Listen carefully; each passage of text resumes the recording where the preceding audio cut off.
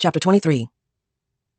By the time of the first frost of the season, Sarah had already begun to suspect what she was feeling in her body was something more than a flu. Her stomach was jumpy, always upset, always threatening to empty itself. It was tiring, made her sore in throat and abdomen, made others upset at her for wasting food. Got so others reclaimed her breakfast, her lunch, and she was too weak from vomiting to fight anyone to keep it. Every winter, Nan complained about the drop in temperature, however mild, how cold could settle under her joints and in her fingers. Sarah thought maybe that was happening to her too. Winter had finally come for her body, but instead of her joints, it attacked the flesh, made her back ache, her breast tender, her stomach a queasy, roiling sea. She went to Nan to ask if she had something that might help with the nausea or the soreness. Maybe she could diagnose this particular strain of winter illness. "You ain't catch cold. You caught," Nan said flatly. "What you mean?" It was hog-killing time, and Nan's hands were lodged deep in the guts of a pig, the shiny loose liver, the translucent slick spleen. The sight usually didn't bother Sarah, but this time the bloody gore of it, the foul smell of it, both sent her reeling. She backed into the wall, clamping a hand over her mouth. "I mean caught. With child. Now get out of here before you mess all over my floor," Nan told her. Sarah stumbled outside to retch in the yard. Her head hurt, her stomach ached. Over the next few days, Sarah spun between two distant poles, wanting it and not wanting it. She spent days thinking of nothing but trying to kill it. She chewed cotton root for hours until her teeth were yellow and chalky and her jaw tired. And she cursed herself for how sporadic she had been before, only chewing it when she felt like it and stopping any time she grew tired or bored or hungry. She had taken to speaking to the spirit directly, willing it to loosen itself from her. She asked her saints to help it along, send it back to the other world so it could choose again. Often, she thought of what Junie said that day the cotton roots were found. If she had one, it'd be the stockman all over again, with Monroe put to them all, one after the other, and back again. She had already betrayed the women once. They'd never forgive her this. But there were days when she couldn't help imagining a family in a white clapboard house, just like Mariah's. Noah would be sitting on its porch, a sweet brown babe asleep in his lap. He'd look up and grin at her, easy as the breeze. And it was then she got to thinking about generations and lineages, and what if they did kill him? He was gone from this earth, as if he was never here. This soul lodged inside her may be the only thing of him that remained, and on those days she did nothing at all.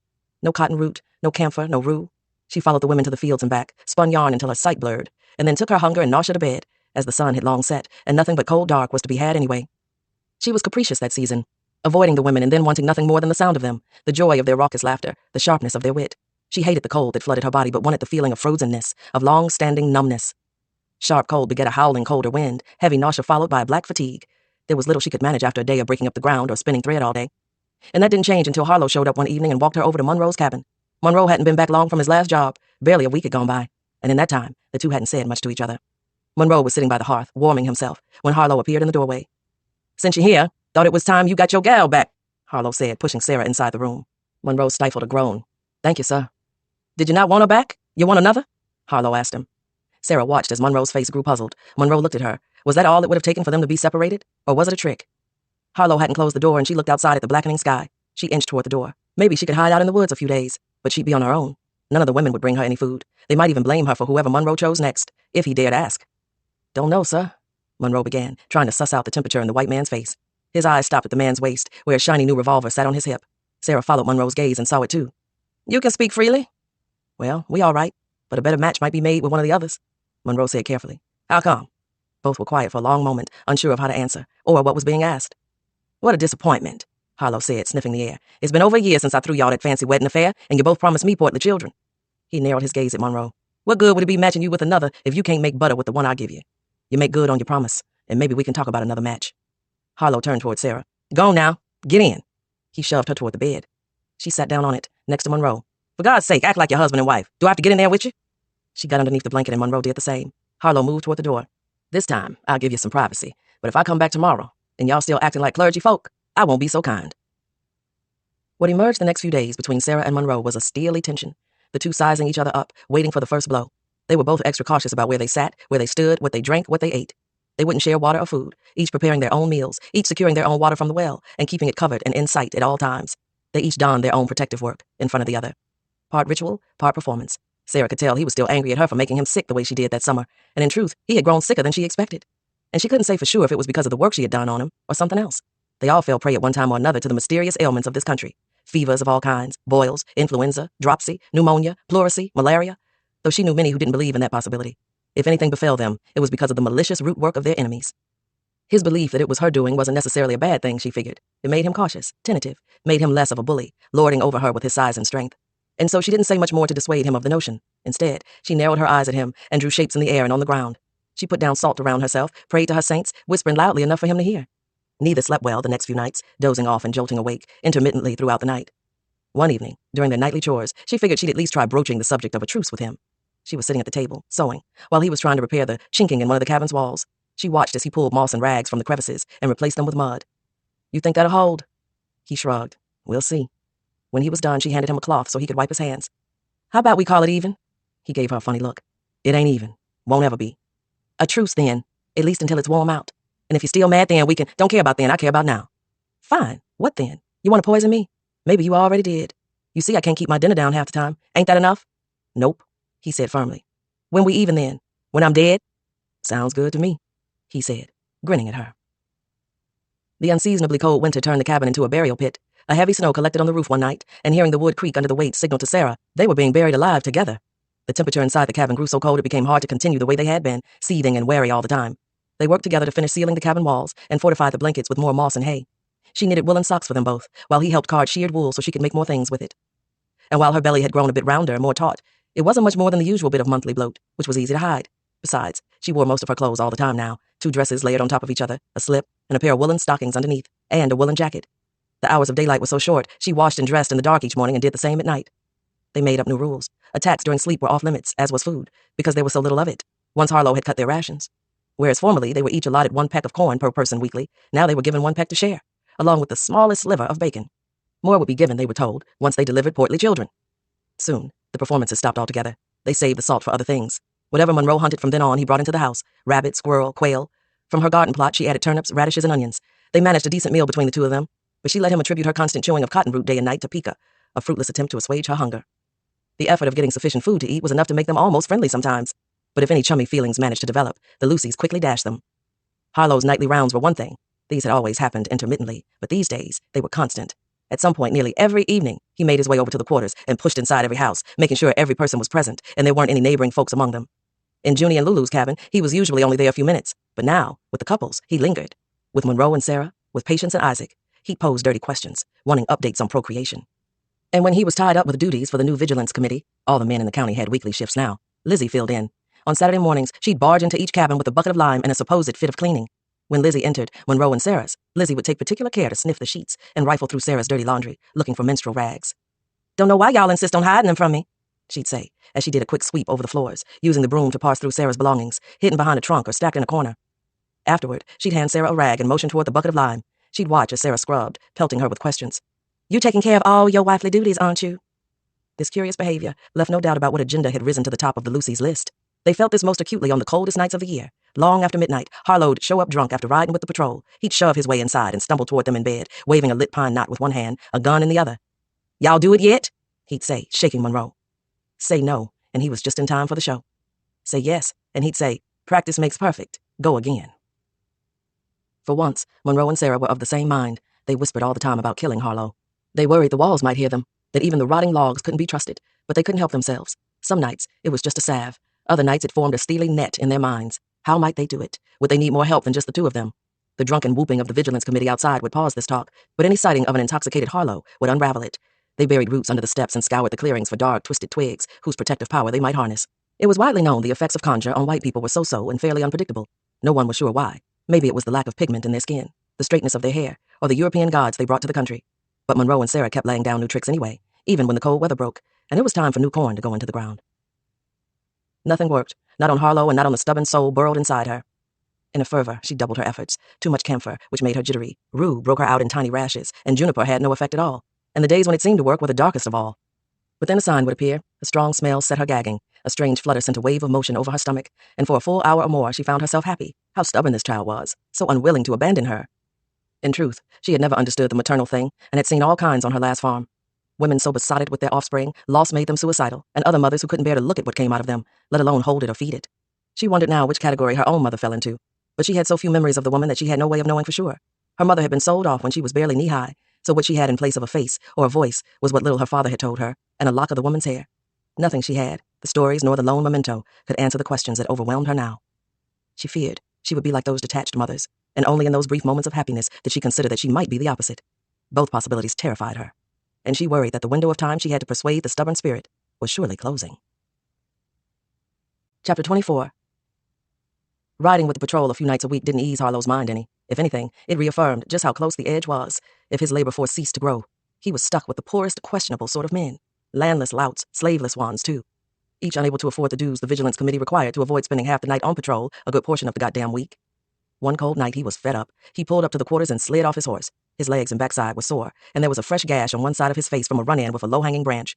He wiped a trail of blood from his cheek while he stood there staring at the 3 sad, leaning cabins. Nearly everything he was worth in the world was asleep in those 3 dilapidated buildings. He pulled out his flask and downed a swig of whiskey, but it did nothing to tamp down the watery fury lapping inside him. There should be double, triple the number of buildings here by now, all with bodies inside them. He fired up his pine knot torch and charged toward Isaac and Patient's door. He burst inside, gun in hand. Up, everybody up. The 2 jolted awake, sitting up on their pallets. Y'all know the routine. When was the last time y'all made connection? Harlow could see it in their faces, a right-bound anger so strong it gave off a smell. Neither spoke. Patience looked at the gun, the floor, while Isaac's face was a mask, his entire body stilled. Harlow watched him carefully. The man appeared as if frozen. Harlow couldn't find the hitch in it. His chest didn't seem to rise. His eyes didn't seem to blink. It was strange. Cat got your tongues? No matter. Let's get on with it. The 2 didn't move. He cocked the gun in an exaggerated fashion. In the other cabin, that was all it took for the process to get underway, but these 2 didn't budge. Finally, Patience said something to the man Harlow didn't catch, in a language he didn't understand. She pulled Isaac's arm, and Isaac followed her lead. She got down on all 4s and raised her nightgown. Isaac mounted her, and as he began, his eyes locked on Harlow's. He grunted and pushed against her, but kept looking at Harlow, with a look so intense, Harlow felt glued down by it. Harlow's mouth went dry. The nerves under his skin all began firing at once. His heart sped up in his chest, and his groin came alive. Don't look at me, boy, he started to say, but the words wouldn't come out, just a dry stirring in his throat. He tried to step back, raise his gun with his right hand, but his body disobeyed. It would do nothing. Only his member raised up and paid any attention. Isaac kept on staring, kept looking at him, through him. Harlow pulled backward and fell against the door. He then turned and rushed down the steps.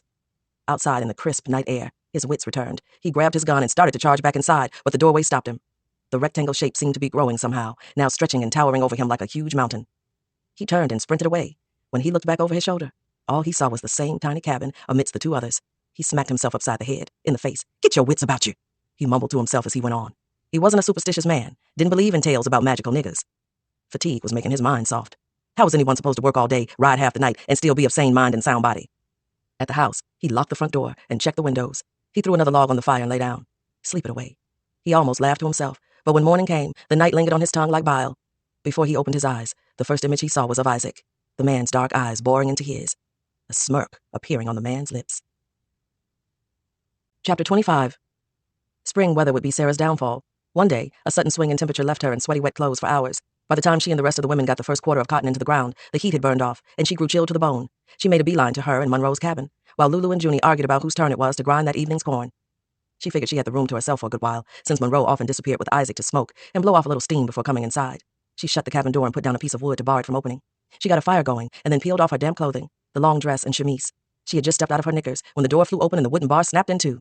She yanked the skirt up and held it in front of her when Monroe stumbled into the room, a large scaly fish dangling from his hand. "Look what I got!" The words died out in his mouth.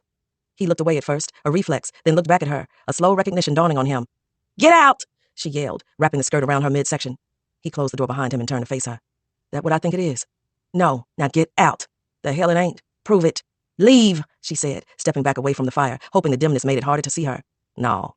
The two stared at each other for a long moment. She softened her voice. "Monroe, out." "I'll go. Show me your belly first."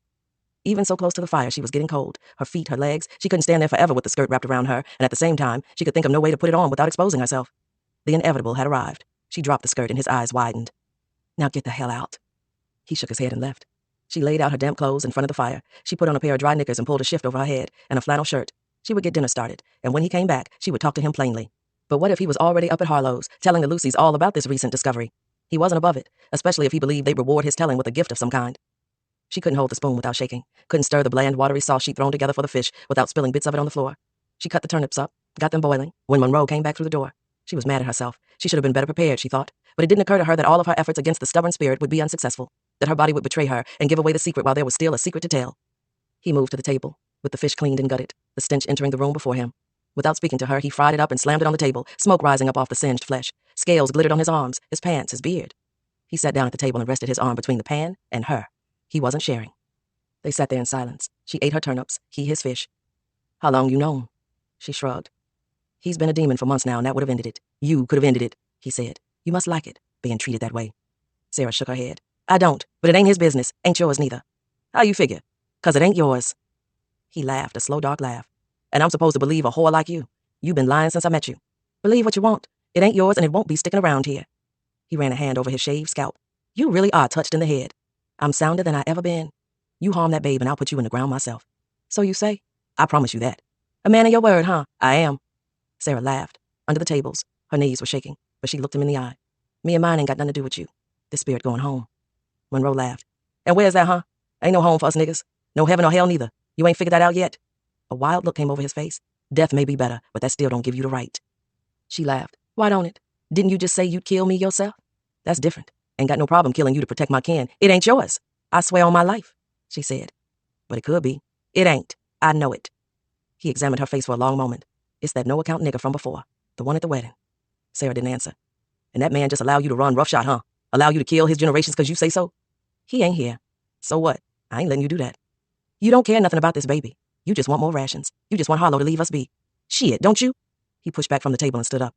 Do what you want, but I'm telling. Thanks to that nigga of yours, my part is done. He moved toward the door. Wait, she said, following behind him. She grabbed hold of his arm, but he pushed her aside easily and left. Not long after, she set off too, but only got as far as the loom before she heard the dogs howling. She went inside and prayed for a sign. Maybe she'd make it through the woods, protected, made invisible by the powers of her saints, but her faith was waning. She searched her mind for stories of the faithful, those who passed through a forest of demons, who swam through an ocean of sharks. But they seemed abstract, hard to hold on to. There was no tangible thing to pull from, no practice she could apply to what awaited her on either side of the Harlow's property line.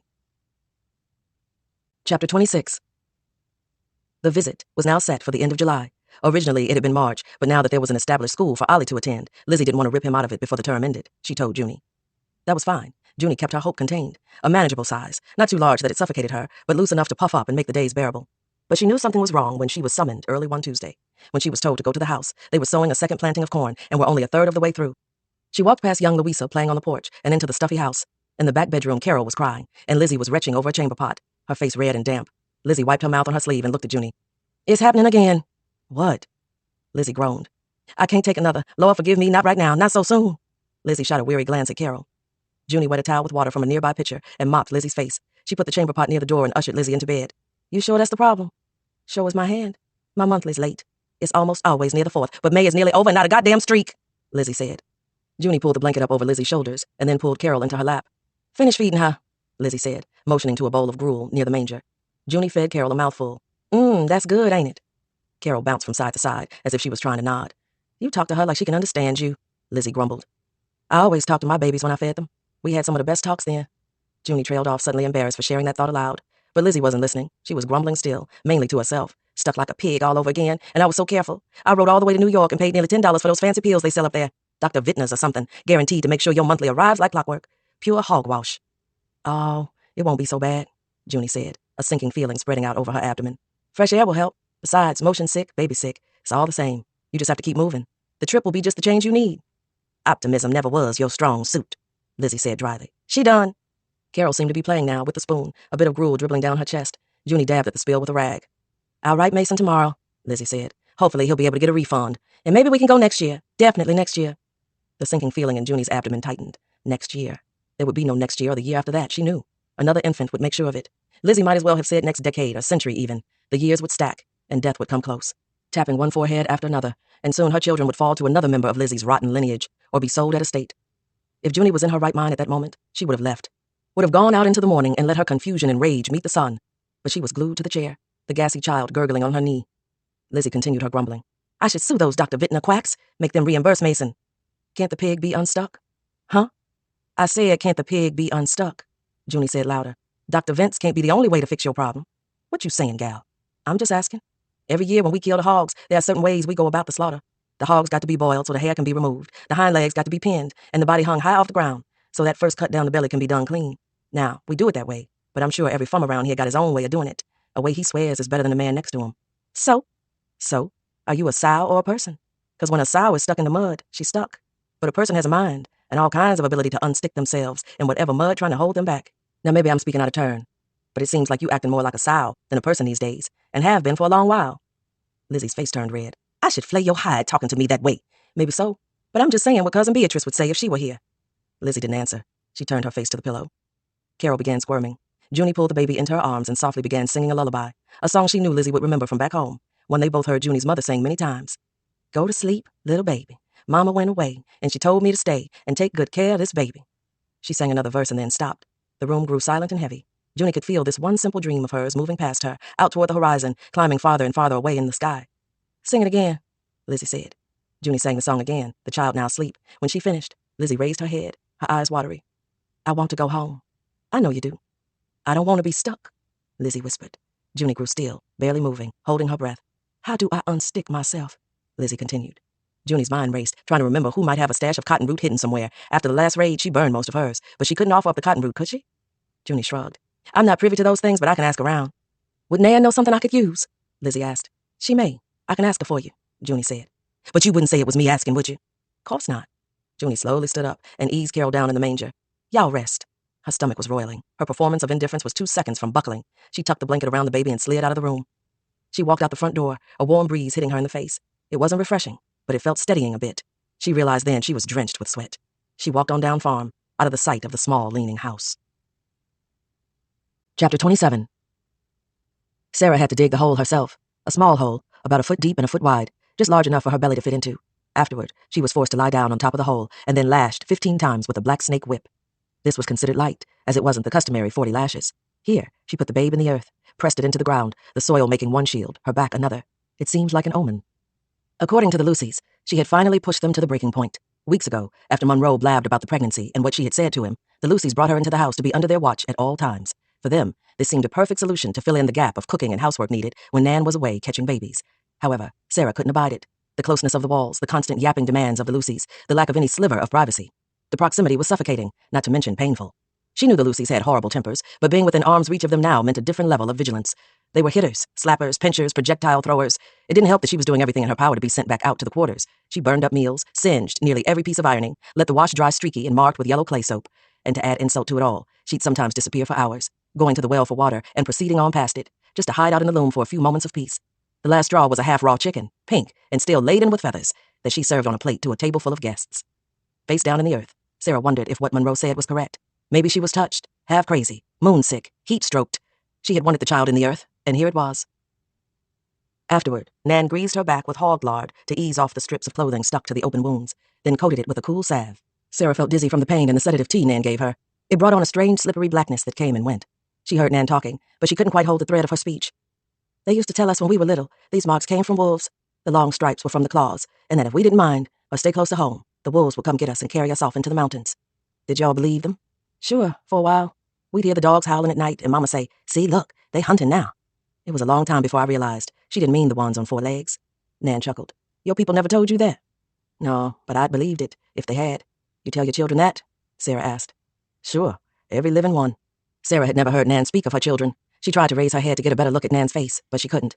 "How many children you have, Nan?" Sarah mumbled. "Oh, I don't know. Dozens of children. 100 grandchildren, maybe." Nan raised up her walking stick and squinted at it, one side lined with tally marks. "I don't mean how many babies did you catch. I mean your own children." "They all my children." "All?" Before Sarah could get her next question out, the heavy black sleep rose up and snatched her again. Chapter 28. One Sunday morning, Junie invited herself on one of Nan's medicine walks. She lied and told Nan she wasn't looking for anything in particular, just wanted the company. "Also, I figured you could use the help," she said, letting her voice trail off, motioning to Nan's walking stick. Junie had never lied to Nan before, but she would do so now, because she knew the old woman would talk her out of what needed to be done. And she didn't need much from Nan, just a bit of guidance in the right direction. She knew there were things other than cotton root she could use. Had heard Sarah speak about other remedies with middling results, but she didn't have time for middling. She needed something sure. She watched Nan approach a cluster of tall, spindly plants surrounding a cropping of bushes. Nan moved near them, touched them slowly, surveying the leaves and the underbrush, before pulling out her mattock. She gently dug up the plant, root and all, and wrapped it up in a rag. "Pokeweed? I thought you stopped using that." "No, I'm just more careful now. It's the best thing I can find for rheumatism." "What else can you use it for?" "I only use it for that," said Nan, "unless I'm cooking up the leaves." "What other folks use it for?" "Don't know. You have to ask them." Huh, Junie thought. She'd have to try another tactic. They moved deeper into the trees. Nan paused at a sassafras tree, the leaves sickly and drooping from the heat. Nan circled the tree and peered at it before peeling a few pieces of bark from it. "Thank you," she whispered, tapping the trunk with her fingers. Junie stood on the other side of the tree, pulling down a leaf. It shaped like the cloven hoof of an animal. "Bird told me," she began flatly, "the cotton root didn't work for her no more. Wonder what else she could have tried." "Heard she tried most everything," Nan shrugged. "Sometimes a spirit can't be turned back." "What else she tried?" "A heap of things. As you can tell, none of them worked." "Would any of them have worked? I mean, if the spirit was willing?" "Maybe. But then, you don't need much if the spirit is willing." "What you need then? Anything that'll bring down the blood, probably fix it." Like snake root? Nan shook her head. Tansy's better, but hard to find out this way. Nan pointed to a tall, hairy stem with tiny leaves. Like this pudge grass could work, but it can be poisonous, likely to kill somebody if it ain't picked at the right time. Junie stared at the plant and moved closer to it. What were the odds, she wondered? There had to be other things. You hurtin'? You need something? Nan asked. Junie shook her head. Just wondering. Never seen you wonder about such things before. Don't tell me you're caught. Junie laughed. Me? Hell no. 'Cause the remedy you got is still the best thing. Don't let birds screwing it up make you think different. I ain't caught. All right. But what if it ain't me? Then tell whoever what I told you. What if it was a Lucy? Then I'd let Gabriel and Lucifer sort it out among themselves. Even if it means another Lucy in this world, said Junie. Another Lucy whose first breath will have them looking at us again. Junie picked up a leaf and began rolling it between her palms. They may even bring that breeding nigger back. Bring him round and make us all lie with him again. Well, not all of us. Junie's words hung in the air. An accusation. A reminder to Nan that she had been spared. Junie hadn't planned on dredging all that up, but if it got her the aid she needed, then she would. She studied Nan's face, the old woman's mouth now drawn into a tight line. He was awful, remember? You laying that at my feet, Nan said. Not the first time. Maybe. Nan sucked in a breath, as if she had been struck. She turned away from Junie and began walking. Junie could have told her the truth. Children were one of the few things Nan rarely spoke about, and as such, she knew the old woman would understand the hunger inside her, but she couldn't say it. She couldn't even mention the trip aloud, not outside of Lizzie's bedroom. Outside of those four walls, it sounded like space travel, like some phantasmic dream she had made up. Nan would only unravel it. Guilt was more reliable. Nan was one of those souls who took on too much responsibility for those around her. Every babe she delivered, every head she dotted with oil and washed, every lone body she healed with herbs and roots, she carried with her somehow. It was a thing Junie had always warned her about, all that webbing and tethering, tangling her up so. Nan stopped and bent down in front of another tall weed, hairy like the last one. When it sprouts, maybe. Just leaves and flowers should do little harm. The oil is the real killer. She stood up slowly, massaging her hip, then raised her eyes to Junie with a cold and squinted glare. Junie felt like she had been pierced, but she didn't flinch. Instead, she met Nan's hard gaze with a stony one of her own. I'll bring it when it's ready, Nan said. But after that, we square. Don't ask me again. For that, or nothing else. And if you poison her, don't look to me for help. Nan began walking again and didn't say another word to Junie the whole way back. Junie followed behind her, her eyes stinging, the yellow sky a shifting blur. She would beg the old woman's forgiveness later, she vowed. After the trip. After the trip, she'd take it all back. Nan was true to her word. A few days later, she brought a bundle of clippings of the plant to Junie. Her manner was cold, but she told Junie how to prepare them and how often to administer them. Junie soaked the leaves and purple flowers in water for hours, then boiled them down a few hours more, and then gave Lizzie the decoction. She made Lizzie this tea twice a day for almost a week, after which Lizzie began spotting. Not a full flow, but enough to signal that maybe the remedy was working. Maybe any day now, a full flow would course down the white woman's thighs, and their plans for the trip would be back on. The spotting disappeared, but a full flow never followed. Junie went back to Nan to ask for more of the plant, but Nan didn't answer, didn't even acknowledge she heard Junie speaking to her. Instead, she went on chopping onions with renewed vigor. Junie wandered out there herself, into the woods one morning, but she couldn't tell one leaf from another. So many things looked alike. She remembered the area, but couldn't remember the exact plant. Not to mention, she didn't see the little purple flowers anywhere. Instead, she looked for a bare spot where Nan would have uprooted the plant and found a bare patch covered over with grass. But it was hard to tell if it was anything more than some animal's hiding place. She kept walking until she found a spindly plant with leaves with tiny blue buds that looked similar. She tried whispering to it, asking it as she had seen Nan do. But before she could even get the question fully formed in her mind, she stopped. If it said no, would it change her mind? It wouldn't. Better not ask then. And what about the possibility of it turning poisonous already? Nan didn't tell her anything more about the timing or how to handle the toxic parts of the plant. It made her furious not knowing. She was so close to the goal, and it had been going better than she expected. Lizzie hadn't complained or fought about drinking the bitter decoction. She'd drink it all down. She'd hand back the cup to Junie and say, "It must be working now. I feel awful." Junie dug up the plant and prayed for the best. She was optimistic until she pestled the blue buds some hours later. It didn't smell the same, but she went on, soaked the leaves and flowers, and then set them to boiling. The smell was undeniably different, but hard to describe. Less pungent and more woodsy. She tasted a spoonful, then another. It was bitter, but not like she remembered. She couldn't risk using it. She'd have to go back to Nan, and maybe she'd tell her the truth this time. She fretted about it all through the morning's hoeing, and when the women came in for their mid-morning meal, Junie went looking for her. But Nan wasn't there. Later, after work, when Junie came to the yard to grind her corn, Nan still wasn't there. She pushed her way into the cookhouse, where she found Sarah scrubbing the pots. "Where's Nan?" Sarah didn't say anything at first, balancing the pot on her large belly while she scrubbed at a stubborn spot with a wet rag. The room was dim and smoky as always, and she couldn't see the girl's face really, only her set, stubborn jaw. She wondered what Nan might have told her. "What that old heifer say?" Sarah looked at her blankly. "She went to catch a baby on the Ryans' farm. Says she'd be there a few days, I think." "Oh, that all?" "Yeah, you all right? You look funny." Junie nodded. "The Ryans? Whereabouts?" Sarah shrugged. "New people are here. Friends of Lucy some ways from here. They came and got her. But I'll tell her you looking for her." "Don't bother," Junie said, stumbling outside. Dusk was falling and the balmy weather was hot and sticky, like the inside of a closed mouth. It had been a full day and a half since she had given Lizzie her last dose, and she needed another. Now. Sarah began to worry the babe would never come out. Her big widening belly would just continue to expand until it was able to touch the opposite wall of any room she found herself in. The child would continue to grow and grow inside her, choosing to remain there. Things ached and swelled. Her back, her feet, her fingers. Her vision blurred. Her breast leaked. A full-scale mutiny from scalp to toenail. And sometimes, it seemed just as likely that it would be she who was expelled, instead of the other way around, the soul having taken over her body altogether. As frightening as that was, the other possibility seemed just as frightening. Any day now, the child would come out, and how easily it might be removed from her sight. That was the new fear. While her plan to be discharged from the Lucy's house had not worked in the short term, it seemed a likely possibility once she had the child. But what then? She had no inkling of their plans or inclinations, so she had to do something. When she stepped outside of the Lucy's house to dump last night's chamber pots and slop jars, she kept on going. She went down farm first and started to knock on Peyton's door, but she stopped herself. Isaac must have heard her on the steps, for he flung open the door and allowed her inside. He said something to Patience in a tongue Sarah didn't recognize. Patience laughed and answered him. Sarah felt the air in the room shift as she entered. She had breached something, she knew, but she went on with her proposal. "Going to see Mariah. Come with me?" Patience squinted at her for a long moment and shook her head. "The woman's a fake." Isaac spoke up again, the lilting consonants puzzling Sarah. "What'd he say?" Sarah asked. Patience laughed again. "He say he thinks she's a fake, too." "Why didn't he just say that then?" "He done with English. Says it like poison, soils the mind. And you understand him?" "More and more." Sarah looked at the two with bewilderment before focusing her gaze on Patience. "Just come along for the trip. You don't have to see her." Isaac answered again in the same musical tongue. "Nobody was asking you." Sarah shot back at him. She turned to Patience, a pleading expression on her face. Patience shook her head. "You be careful out there." Isaac opened the door, and just like that, she was back outside on the steps, the door shut firmly in her face. She could still hear Patience laughing. What a unit they seemed to be now. She felt a pang of something in the back of her throat, but ignored it and hurried on down the steps toward the creek. At Mariah's, lucky for her, no one was waiting. Elias ushered her inside, and she sat down across from the woman. Before Mariah could greet her or even say anything about her big belly, she smacked a handful of blue beads on the table. "Shore up the binding, Tanoa. And can you bind us to the child, too?" The beads rolled off the table and onto the floor, but neither Sarah nor Mariah moved. Elias picked up the beads, put them on the table, and left the room. "Sorry, can't really bind the child to you while it's in there, but if I shore up the binding between you two, maybe it'll help." Mariah cut Sarah's finger, adding blood to the frayed bracelet. The rest of the ritual was a blur. Sarah grew lightheaded, the busy patterns from the curtains spreading out into a hazy overlay of squiggly lines and circles.